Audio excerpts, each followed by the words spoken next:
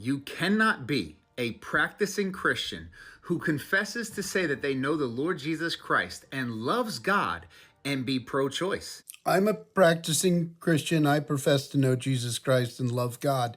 I'm functionally pro-choice. So that is an empirically testable and false claim. But going off the core tenets of biblical Christianity that has stood longer than you've lived, you can't.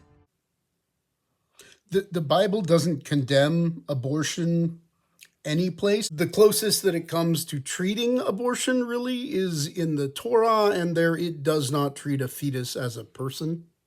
Number one, murder. We can't support murder. So first, being pro-choice is not supporting abortion. It's supporting the right to be able to choose about abortion. Second, people don't agree that abortion is murder. And if you try to say that it is not murder, then you have to decide that life no longer has a common definition. I mean, life most definitely does not have one common definition, but also not all ending of life is murder. If you find something on Mars and it's a cell and it's alive, you'll say life. Yeah, but if the Mars rover runs over it, it hasn't murdered it. You can't murder a cell. In fact, you know how you know it's a life? Why are you so fixated on it being a life? That's never been the question. The question is whether it's like a person, a thing bearing rights. Notably, even when Christianity did develop a position opposing abortion, it didn't oppose like any killing of the life of a fetus. The fetus could have what was called vegetary life in the Aristotelian system and even animal life in the Aristotelian system. The question was whether it was ensouled.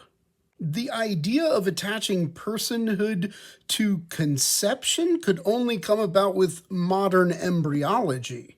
And really, when that move was first made to identify personhood with conception, it was Roman Catholics who did it. Protestants didn't really care. And for the most part, they still don't. It's a right-wing evangelical issue. And it became a right-wing, white evangelical issue when evangelicals realized they were losing the fight to maintain segregation in the United States, and they needed another political wedge issue to keep them going.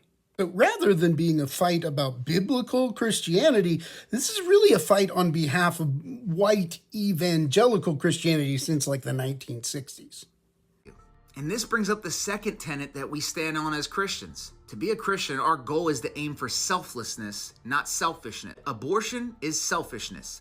My aunt had always wanted a baby. She was overjoyed when she got pregnant, but it turned out she had cancer. The fetus was going to die one way or the other, but the doctors knew that they could do cancer treatment if she had an abortion. She did have the abortion, but was utterly crushed by it.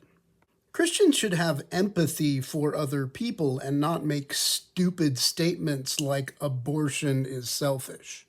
Second, yes, Christianity does emphasize selflessness, but we should also remember that admonitions to selflessness can be abusive. It's especially dangerous when the admonition comes from someone with power to someone that doesn't have as much power.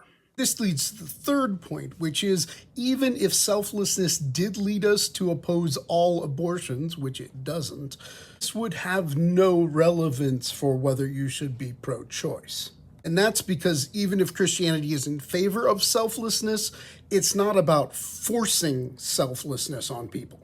Again, being pro-choice doesn't mean being pro-abortion. It means being pro-people having the freedom to make those choices. It's entirely coherent to oppose the personal decision to have an abortion and be pro-choice. Maybe think about this if you claim to love Jesus. I could respond to a bunch more that he says, but I think this has been sufficient to show that he's not really familiar with the Bible, the Christian tradition, moral arguments about abortion, or what it is to be pro-choice. I think that's probably enough for one video. So until next time, Jesus is disappointed. Do better.